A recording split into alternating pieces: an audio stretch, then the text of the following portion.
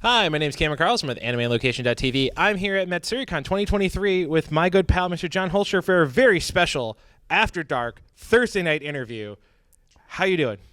The lights are bright on Thursday night. Literally, it's burning my retinas. So, rolling into it, it's only been a few months since the last time we got the chance to talk to you. It was at OhioCon 2023. How have you been since then? Very busy. In personal life and also getting ready for Matsuricon. It's always a wild ride, but I am very happy to see the culmination of the process this weekend. And kind of going into your personal life, which is really, really cool, is that you're a huge K-pop fan. Mm-hmm. Some of the fans even know that you're a huge K-pop fan. They one fan dropped off a special set of ribbons just for you. So the cool part, though, is on top of that, being a con chair, you're also a student at school, and you wrote a really cool paper about K-pop that potentially is going to become publication. What does that mean for you? Oh, that's a very good question. Even after I was told this, I'm still processing it because it's something that I do take immense joy in studying about and writing about. And not only having it picked for like an award, but for it to be picked as to be published later on by people who I consider like researchers that I use for my paper is it's a dubious honor to actually have that happen. It's also my paper. I've also been contacted by two professors. They want to do a joint collaboration and an expansion in the project. So I'm floored. I never thought that this whole thing would be happening, and the process is just getting crazier and crazier.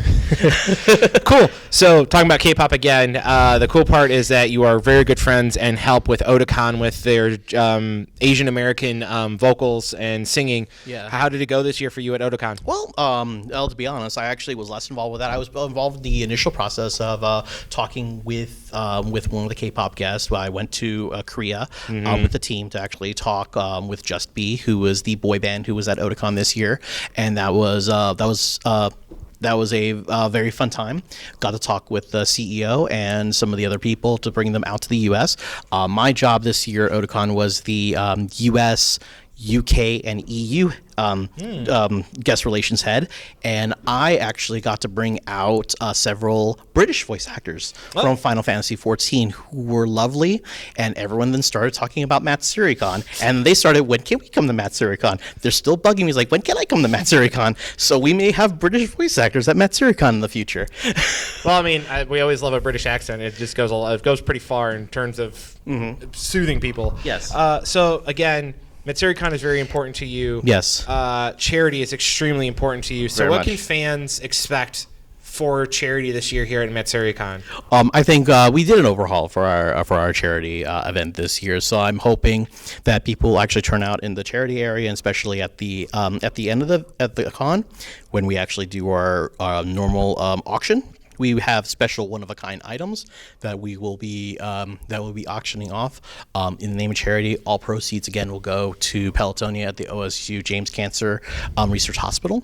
I'm looking forward to seeing everyone show up and actually putting down money and just throwing it on stage. That's all we ask for. Just throw your money on stage. It's okay. You don't need anything. Just you're not going to really use it. You're not spending anything. Just throw it on the stage. That's all we need. John and I have actually gotten in bidding wars. Especially with your credit card. So Matsuricon has brought in a lot of top talent when it comes to musical guests this year. How did that all fall in line? Well, a lot of it just takes its time. That's the best answer I can give. With time and just getting to know a lot of the different people in the process. So with some of our people this year that we have Nana this year. This was just basically a joint process with people that we worked with before, which is Fake Star USA. We had them bring out Teddy Lloyd recently, and it was a good fit for us. We talked with them about bringing Nano out, and that was a good fit to bring out. Kara Wada is something I've been working on for the last couple of years myself with other connections that I've had, and we're very happy to have him out here. And I hope this, with Karawada here, it'll be the first of many other caliber Japanese guests that we have at Matsuricon. I mean, when both of them were announced on social media, personally, I had tons of my friends freak out that they were both coming. So, and I've been very excited to meet both of them as well. Mm-hmm. So, again, we're talking about Matsuricon, and it keeps evolving. And one of the big things that it made really, really great every year is the night market and its concerts. What can fans look forward to this coming weekend? We have several concerts lined up. Obviously, the aforementioned Nano concert that'll be happening. We finally got Caleb and Jonathan at the same time, and they'll be doing their concert. And Brandon. Brandon will also be doing a concert too. So we've got a bunch of concerts lined up for this week, and I'm very excited for everyone to show up at each one of those concerts. And then the night market evolves. How has that been going? I mean, we've only done it for 1 year, but we're going into this second year. What can fans, when they come this weekend, see from the night market? I think you're going to see, more of the same, but I think it's going to be a little bigger. I apologize. It's been a lot, so I don't remember which room it is right offhand. I honestly don't. I've been everywhere. And I apologize. So scold me later. So check social media for the information and the website for information on where to find the night market. Right. Yeah. But definitely, I know we've got more mini games going on there. I know we have more people involved. So definitely check out the night market. It's something that we started last year. And I know it's actually grown bigger, and we only want it to continue to grow bigger and better. Okay, so going more personal for you, because we're going to stop con talk for a moment. We're going to have some fun with you. Oh, no. So now, speaking football. Okay. Your Cincinnati Bengals went really far into the postseason, and they're doing so well on the offseason right now. Do you feel they drafted well and are keeping players on board with good contracts? That is a very good question. They have drafted very well. I think the brain trust in Cincinnati has done very well in drafting the players they need to draft, and actually making sure that we are drafting for the future, because we can't keep all these players forever. We have probably one of the best lineups that I have ever seen for a football team. We probably may be able to keep them for 3 or 4 years, but I think we are drafting the right way for the future, so we can just reload and keep going and keep on going far in the playoffs every year, instead of just trying to stop, try to make a patchwork team, and then maybe do another run for 2 years. Yeah. So we're setting up for success. So more of a steady increase in terms of power, and then a steady stay at that power and keep building from it. Exactly. Okay. I think we have the proper mindset. We have the right people in place that are leaders. We have the proper coaching in place. We have young players coming in to take over veterans who have left. I think this is probably the best team we have had in years. Sounds good if you're a Bengals fan. It is. So again, speaking about football, the college football program has changed with the introduction of the INL deal.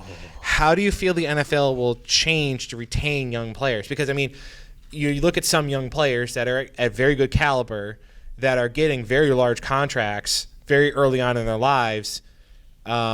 What would be the incentive for them to leave a contract and an NIL deal at college to then go play pro? Well, one thing, the NIL deals I know they're capped. You can't go too crazy with an NIL contract. So nothing past like $2 million? I think they do have a lot of limits with it, and even then it's still a percentage. I don't know how the math works with that. Okay. But it is worth it for anyone in college. Even if you're on an NIL deal, you're still going to get paid. Correct. Those rookie scales are going up, so they're going to get paid. They're going to get a good rookie contract. So there is no reason why anyone, even a good player on an NIL deal, doesn't want to jump to the NFL, especially if you're like a top 50 prospect. You're going to get paid. So I don't think there's not going to be an issue to retain their younger players, because they're going to get that lucrative deal with Nike, with someone else, and they're going to make money on top of what they're making for their contract. There's not an issue. I think the NIL deal and also the transfer portal, if you want to go there, I think that causes issues in college football, and that's a whole different subject. Okay, so we're going to go to this. So we know that Matsuricon is taking place this weekend, but what can we expect if people want to come out that can't make it this year, that want to come out for next year? What do we have in the lineup that might change from year to year that you're allowed to talk about? I can't talk about it because I don't know. I don't know, because I have a vision what I want to see next year for 24, but it could be completely something else. But what you can always take away from Matsuricon is we're probably going to always have a good quality guest roster. We're always going to have good concerts. We're always going to have good people that come in, and we're always going to have a good welcoming crowd for anyone who wants to come to a convention, can actually feel comfortable and be around friends. That's what I can always offer every year. Well, John, it's been wonderful to talk with you, and we look forward to the 2023 convention here at the Greater Columbus Convention Center from August 11th to the 13th.